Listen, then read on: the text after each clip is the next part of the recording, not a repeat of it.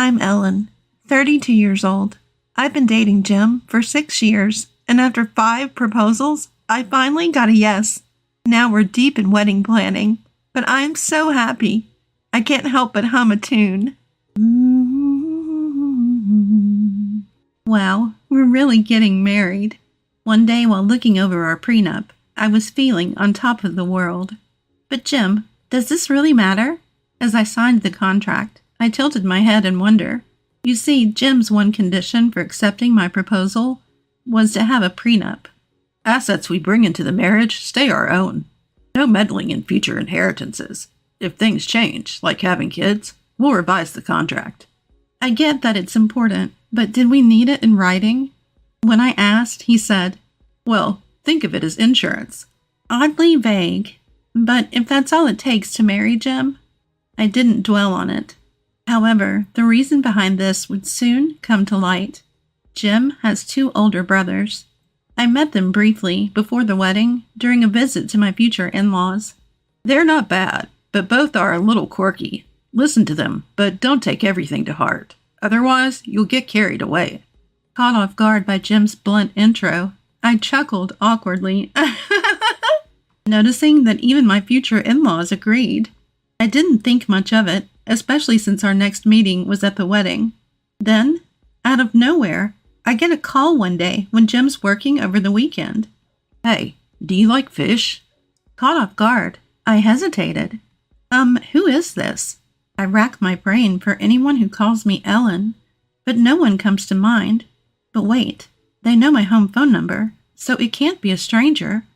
I think to myself as roaring laughter comes from the other end.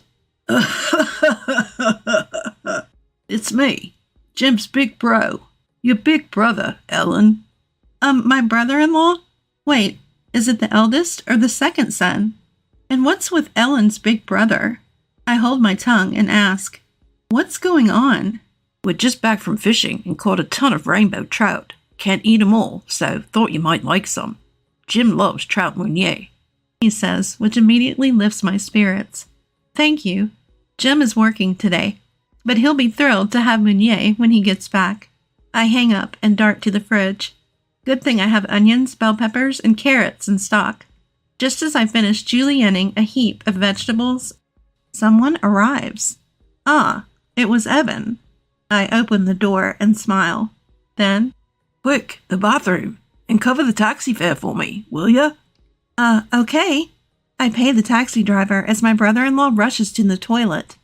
After settling the bill, Evan comes out of the bathroom, takes a deep breath, and grins. Thanks. And while you're at it, my brother-in-law extends his palm towards me. Hand over some cash. Huh? Reading my confusion, he clarifies. For the fish. Let's say $50 should do it. What? I nearly dropped my wallet in surprise. I should have asked earlier, but I had assumed that the fish were for sharing, not buying. Of course, I felt bad for just taking. So I had prepared some unopened premium snacks as a thank you gift. So I wasn't expecting it to be totally free, but $50? My brother-in-law looks at me as if it's only natural for me to pay. He's made the effort to come here. He's brought a lot of fish, and the last thing I want is for this to turn sour. I calm myself and pull $50 from my wallet and hand it to him. Thanks, the fish are in the cooler. I'll leave the gear here. Tell Jim to get it back to my place later. Gotta go. Wait, Evan?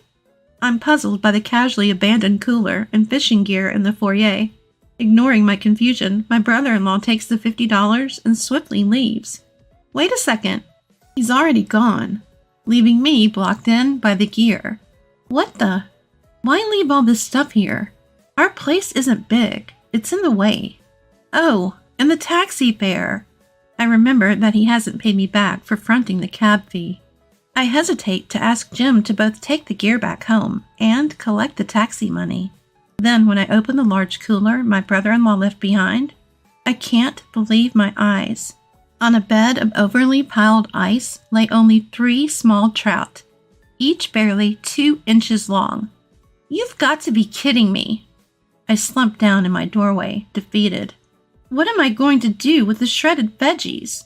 I had other issues, but I was too stunned for other words. Months later, I found myself heading to a cafe. I have something important to discuss, but keep it a secret from my brother. The one who reached out in a desperate tone was Brant. My brother-in-law warned that it was an important matter that also could affect my husband's future, and insisted that I shouldn't even tell my parents-in-law or my husband. Though it felt a bit sketchy, the cafe he chose wasn't a shady place, and it was during daylight hours, so I decided to at least hear him out. Ellen, over here.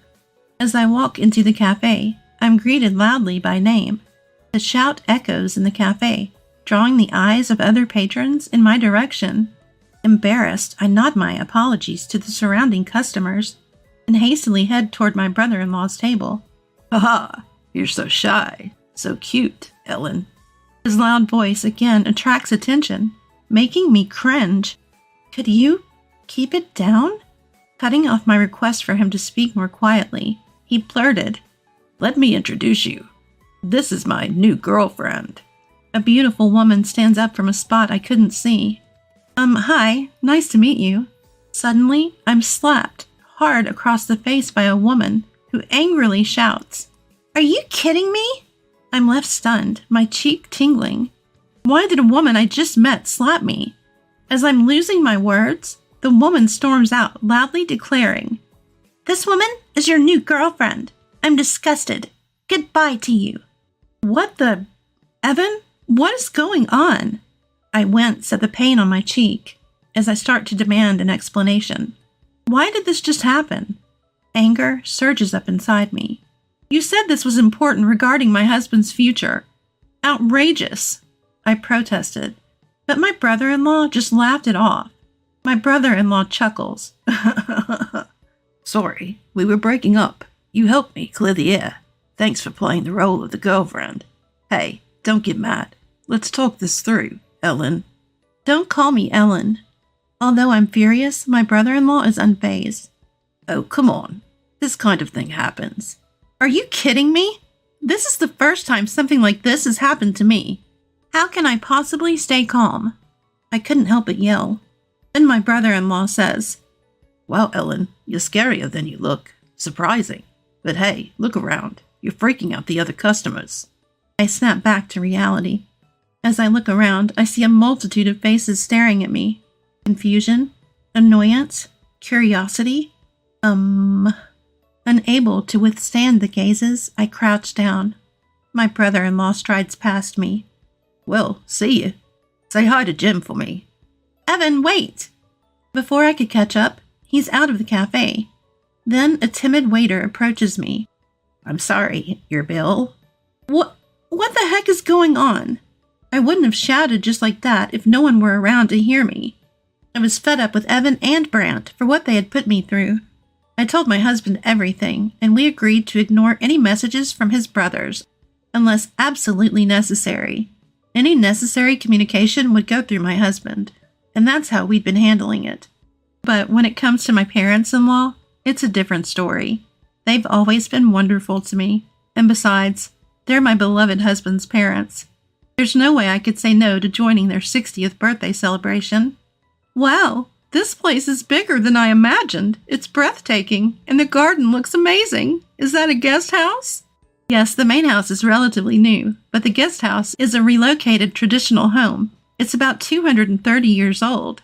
Thatched roofs and verandas? Does that work well? Can I take pictures later? My mother-in-law, who loves old buildings, looked delighted, which made me smile too. Of course. My mother-in-law's cheeks flushed charmingly, and next to her my father-in-law leaned against a thick pillar, squinting in satisfaction. They both looked incredibly happy. They'd requested the party be held in this old house I'd recently inherited from my grandparents. Our first meeting was during a tour of old buildings.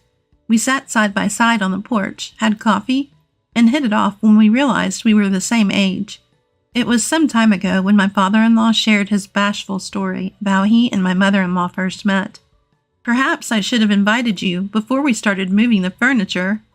I felt a pang of regret. This house had been rented out as a restaurant until last week. After its closing, they had requested to tour the empty place. but maybe I should have shown it to them when it was still furnished. No worries, it's perfect this way. The peace and quiet lets us really soak in the atmosphere, my mother-in-law reassured me. True to their word, my parents-in-law arrived 2 hours earlier than the party was scheduled, taking their time exploring the house and enjoying coffee on the veranda. And then, the peaceful atmosphere was broken by noisy footsteps. What? Only Jim is here to welcome us? No one else? And catering for dinner? Seriously? It's hard to believe. The only one who gently set Brant straight was my husband, Jim. Come on, this is Mom's request, and you act like it's a letdown. But this is a deluxe bento box from a popular restaurant. Jim says this with his usual smile, the one I love so much. You act like it's just any lunchbox. Why didn't you just book the place during business hours? You're too cautious, Jim. Evan sighed as he said this. But seriously, how much does he think it costs to book an entire upscale restaurant? You're complaining about today's party expenses being high, and you call me frugal? Plus, they haven't even paid me back for the cab fare from when they dumped those 3 measly trout on me, or for the expenses from their lovers' quarrel. I can't just let them walk all over me. I muttered some choice words under my breath. This was all unfolding on the day of my in-laws' 60th birthday celebration. As soon as my parents-in-law were off exploring another part of the estate, Brant blurted out, Hey, I've got a great idea. Yeah, your great idea doesn't usually mean good news for me. I must have shown my thoughts in my face because my husband sitting next to me looked concerned. And sure enough, both Evan and Brant started to smirk. We're family, aren't we? My husband tilted his head, clearly puzzled by the sudden inquiry. This place is closed now, right? Yes it is. My husband nodded, and the 2 brothers leaned in eagerly. Man, you hit the jackpot, marrying into money. Yeah, really. You've got this massive estate all to yourself now. They sang this in a sycophantic duet. Are you guys misunderstanding something? But my husband's words went in one ear and out the other. Can't hog it all to yourself, right? A little sharing won't hurt.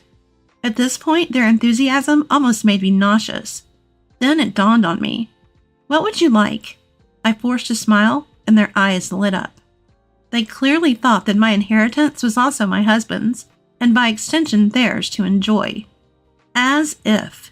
When the topic of my inheritance came up, my husband asked, You've stored the prenup safely, right? I promise I won't interfere with what's yours, but I'm here if you ever need advice. That's what my husband said, and he really never asks for even a single dollar. I love how kind, clear-headed, and continually endearing my husband is. In stark contrast, the pitiful state of the 2 brothers. With people like that, there's no need for reservations. The location is prime real estate. Just step outside and you can get whatever you want right away. Plus, the mansion is really massive. I mean, it's too big, isn't it? Evan remarks. What if we told him, from today, your brother's family is going to live here. Cut ties if you're not okay with it. Brant says, grinning. I took a deep breath. Sure. The brothers tilted their heads in unison. Really? Despite having initiated the conversation, they seemed a bit taken aback when I reassured them. It's fine, really. Feel free to do as you please. Not just Evan's family, but you too, Brant. Here are the keys. Handing them the bundle of keys, they all looked pleased with themselves. Good on you for being so understanding. Nice going, sis. Eagerly, they began their moving preparations. Ellen? I turned my real smile toward my concerned husband. Don't worry, it's all good. Fast forward to a few days later. We were relaxing at home when the doorbell was frantically rung. Opening it, we found my brothers-in-law pale as ghosts. What the hell is going on? Tell them to stop now. They were panicking, full of desperation. Our house is being demolished. We got home, and there were heavy machines tearing it down. We told them to stop, but they won't listen. So what are you going to do about it? That was the general vibe coming from my brothers-in-law when I calmly chimed in. Well, that makes sense. Everyone's eyes suddenly turned to me. What do you mean? A tower apartment is going to be built there. They can't build it without tearing down the house, can they? Huh? Both my brothers-in-law were dumbfounded. The reason the fancy restaurant shut down, or rather moved, was for that project. We kept the utility contracts through the end of last month because of the 60th birthday celebration. Was today inconvenient for you? Aha. Realization dawned on them, and they went pale. Is this some kind of joke, Ellen? Even if they say it's a joke, the bulldozer's already here, so there's no room for jokes. Especially when the bulldozer is already here. What's the point of lying about this? Maybe you should start taking out some valuables. Tired of their complaints, I laid out the harsh reality for my brothers-in-law. Look, I made it clear when I asked for the demolition. Please get rid of everything left in the house. If the bulldozer is already working, I guess this will be over sooner rather than later. If I were you, I'd stop complaining and start taking out the important stuff. They looked at each other and then yelled, This is bad. Go, go, go, hurry up. As I watched the two rush out, I turned to my husband. Nobody really told them, huh? My husband sighed deeply with a wry smile. We've all been strung along enough. Maybe a hard lesson is what they need. I hope it wasn't too much trouble for the workers, though. Yes, I had informed not only my husband, but also my in-laws that I'd given the keys to my brothers-in-law and that they were planning to move. Of course, I'd also told them that the house was already sold, including the date of the turnover.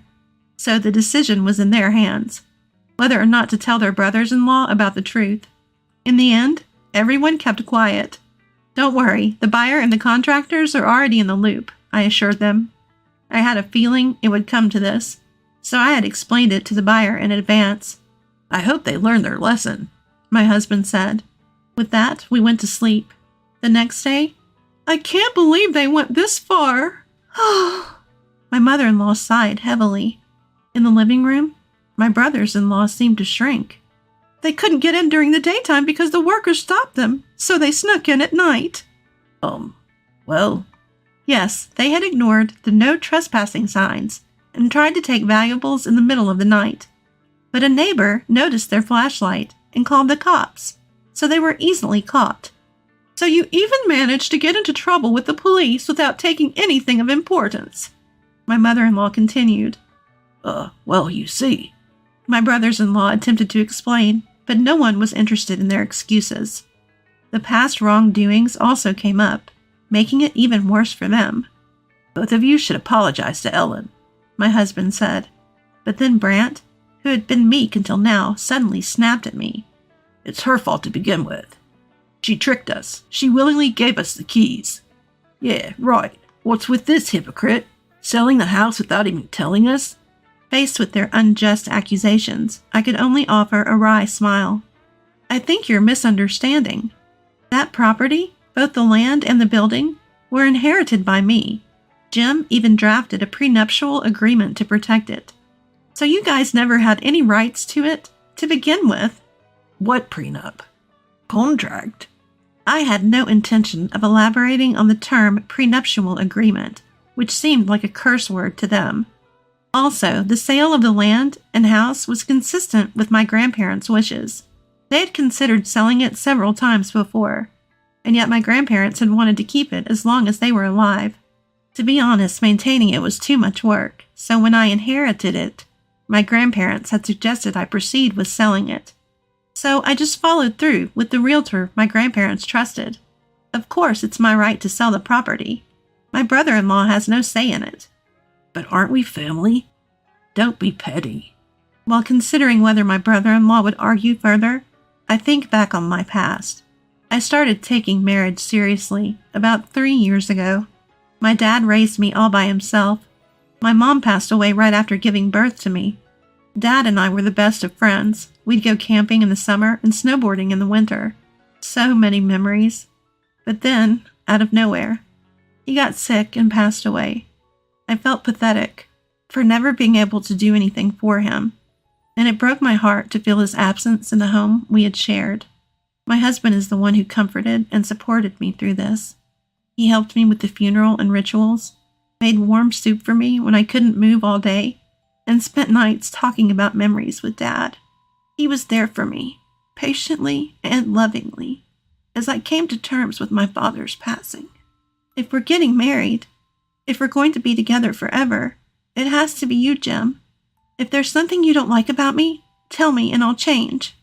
I shouted that during my 5th proposal, and I convinced Jim, who hesitated because of his troublesome family, to marry me. I don't regret that decision one bit. I always wanted to honor my grandparents' wishes after my dad passed away. And then there are these in-laws of mine. You haven't learned your lesson, have you? I was going to go easy on you, but not anymore. I'm going to demand compensation for all the trouble you've caused. That includes taxi fares, overpriced fish, emotional distress from slaps, food and drinks at the cafe, utilities you used extravagantly in that mansion, and more. My husband enumerates the damages, leaving my in-laws speechless. Are you serious? Down to the last detail? Are you thieves or what? And then there was more to come for my tearful in-laws. We're cutting ties. Yikes. Wait, Dad, please. Afterward, they were ousted from the family, shunned by distant relatives, and left with no one but each other in a tiny one-room apartment. Is this really okay? It's so wonderful. In the newly built tower condominium, we became neighbors on the same floor with my parents-in-law. Of course, one of the sale conditions was that we'd get a whole floor in exchange for the land. Thank you for accommodating my wishes. Some parts of the old house my grandparents left behind, like beams and furniture, were incorporated into our new home. We took new photos with my in-laws. We'll display these next to the old pictures. Captured there were the smiles of all my loved ones. I resolved to cherish these smiles forever.